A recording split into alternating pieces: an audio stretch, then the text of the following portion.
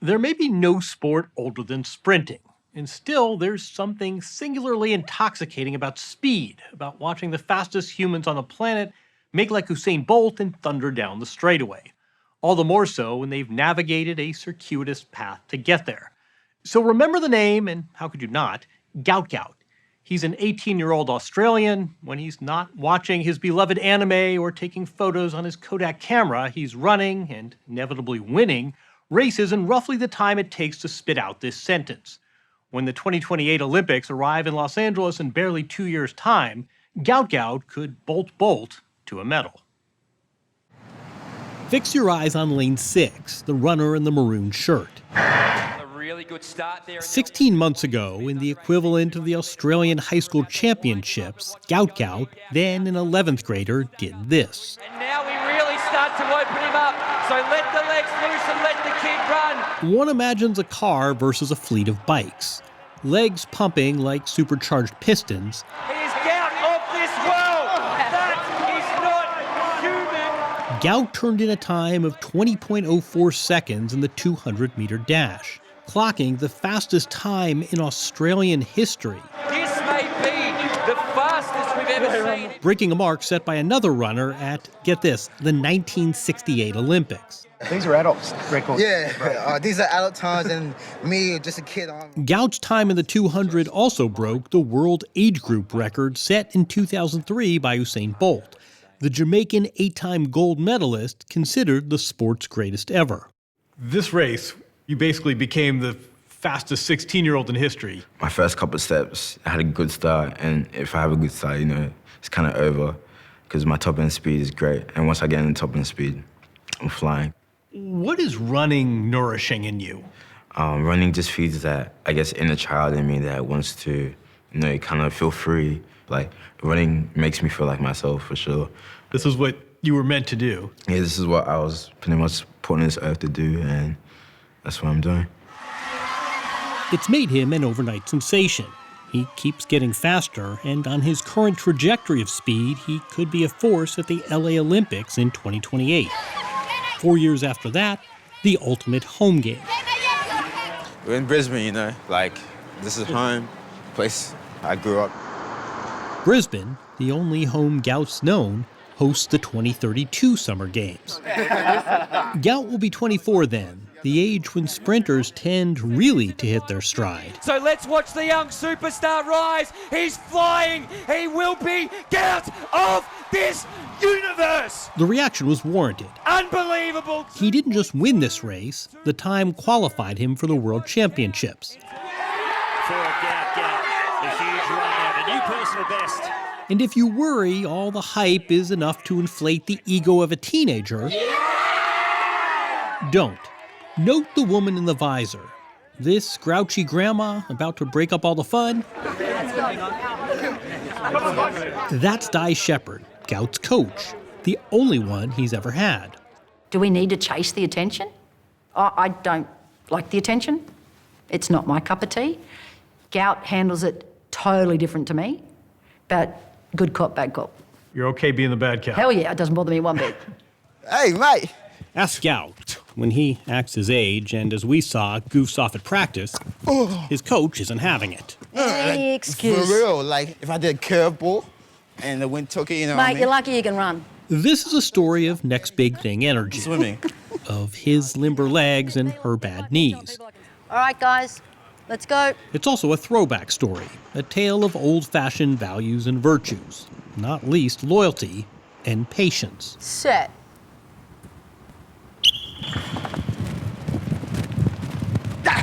Pretty good start. There's no such thing as a perfect start. Right. For us, it's all about the learning curve. We begin in 2005, when Gout's parents emigrated from South Sudan to Brisbane, Australia's third-largest city. Their second son of 7 kids, Gout, was born in 2007, his double name in keeping with Sudanese tradition. Make sure you're driving back. Yeah. You want to try and get that negative foot contact. When Gout was the equivalent of a 7th grader at Ipswich Grammar, Sheppard, then as now the school's track coach, spotted him racing classmates. You get to here and all of a sudden it's just like... Yeah. You're running around with your friends Yeah. and this woman says, hey, come here. Yeah. Because previous to that, people would be scared of her because You know, she's cranky, people say. So like me being a kid, a 12-year-old, 13-year-old kid, I'm like, am I getting in trouble? Like, what's going on? And then she calls me over and she's like, you should come to track and field training. I'm guessing you won that sprint across the field that day. Of course. They were showing me a particular boy, and Gout was running against this particular boy, and I'm just going, no, who's the other kid? Who's that? I want him. What did you see? I looked at him and just went, oh my God. Something just gut punch. It was just like, this kid's a real deal. You saw greatness from From that day I saw him. So I was just talking to the junior school headmaster, and I'd said to him that, watch me, I'm going to make that one a champion. He thought I was mucking around. She never mucks around. She has no formal track background, but her son was a fast kid with big ambitions, and in the early 2000s, when he was a student at Ipswich Grammar, she inquired as to how to become a track coach at the school. She was told that only school employees could coach. Fine. She quit her job at a supermarket and took a job handing out school uniforms so she'd be eligible. Soon after starting to train with Coach Dye, Gout was winning and winning. Ipswich Grammar School. There were medals, trophies, and in time an agent. Then something funny happened. 34 externals, you know what I mean? Or didn't happen. For all the attention and opportunities, Gout stayed in school, where in December he graduated with straight A's. And he stayed with Coach Dye. It's a pretty crazy dynamic when you think about it. An old white lady and a young black kid, you know, it's a crazy dynamic, but turns out it works perfectly and wouldn't have it any other way, yeah. You appreciate there's something almost like a movie, like cinematic it's about straight this. out of a movie. But it works. Yeah, indeed, it does work. And I guess our personalities kind of filter off each other, like all on the same level, and we're all learning. So it's a great relationship. You want to let the weight come up itself. If the coaching relationship is singular, well, so is everything about Gout. Yes, there are the inevitable comparisons to Bolt, who recently said of Gout, he looks like young me. But in truth, Gout recalls few other sprinters. For one, there's his unique physique, more befitting a runner of longer distances. Gout is 6 feet tall, less than 150 pounds, all tendons, bones, and ropey muscles. By comparison, Bolt ran at 6'5", 207 pounds. Where Bolt exploded from the start, Gout can struggle off the blocks. Try the arms. It's the mid-race speed endurance. Faster hands, let's see it, all of you. His ability to sustain top speed of roughly 25 miles an hour that makes him extraordinary. But he's still an unfinished product, and Sheppard says failing to account for that can bring about injury and burnout. If I tried to make him super quick now, I'd break him. You can't have a sprinter's approach to sprinting. It's the fact he's a kid. And he's got so much more physical development. Like, he only really hit puberty in the last 12 to 18 months, basically. Really? Yep. I had to deal with a lot of growth issues with Gout. When I met Gout, he walked right up on his toes. Took me 6 months to get the heel down. And it wasn't all the way down. He still walked. That's why he looks like he kind of... He's got these springs in his legs now. Dylan Hicks is an expert in sports biomechanics and a movement scientist at Flinders University in Adelaide. He recently published an academic paper on sprinting based on his country's new star. Everybody has springs in their legs because we've got these things called Achilles tendons.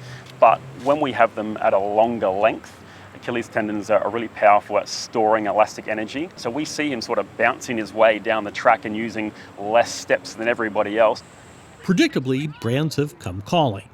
An Adidas deal reportedly pays Gout a base of more than $4 million over 8 years. Were you worried when the Adidas money came? That was going to change the dynamic and the balance? I think the only time we'll have trouble is if it's a girl that I don't like. He brings home a girlfriend that doesn't meet Coach Dye's approval. What happens? I'd go to Mum and go, yeah, she's got to go. By the way, if you're looking for classic hovering sports parents, well, wrong family. Busy raising their other kids and working, Dad runs a dishwashing operation at the local hospital, Mom works inside the home. Gout's parents politely decline all interview requests, ours included. In effect, they've deputized Coach Dye to help oversee their son's ascending career. The only way she rolls, anyway. I'm guessing you and helicopter parents don't get on too well. Not at all. You're upfront about this. Yep. I'm going to be the coach, and if you want to hover and you want to Yep. share in the glory, I'm probably not the coach for you. Yep.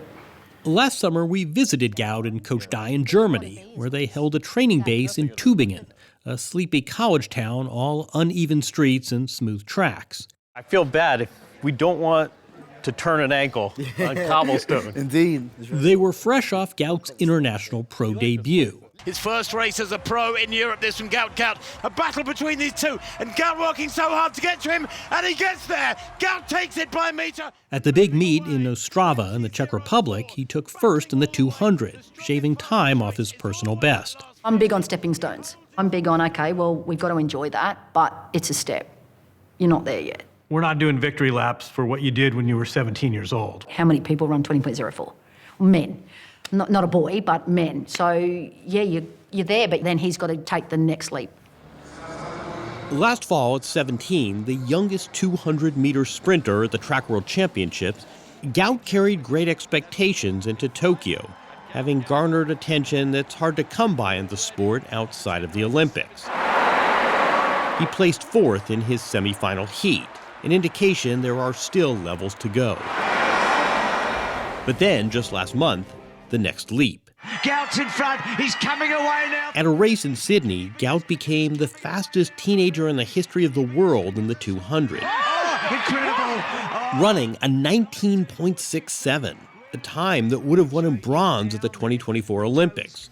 Still, he's not getting ahead of himself. It strikes me you're sprinting, but pacing your life is really important. Yeah, like it's crazy to think about how you want to run as fast as possible, but you don't want to overload too much when you're a teenager, because then that messes up the rest of your career. Like, you know, you got all the time in the world. What do the next few years look like? In February, we watched him work out with local kids. Not exactly a world-class stable. But Gout and his unlikely coach believe that right now this is the best environment as he works toward future Olympics. He is a big enough deal here that he's received perhaps the highest Australian honor, a signature line of that delicacy, Vegemite. Imagine Nutella if chocolate were brown yeast. Very on brand for an up-and-coming Aussie athlete. Yeah. But stardom, he says, is no goal. You're okay with fame? Me personally, I didn't call it fame. I like to call it well-known in the wider community. Well known in the wider community. That's right. So I don't really use the word famous, but, you know, I'm just well-known. You're doing okay with being well known in the wider community? I'm doing all right, yeah. See how Usain Bolt and Gout Gout stack up against each other in the 200. Easy to see how he might break that Usain Bolt record. At 60minutesovertime.com.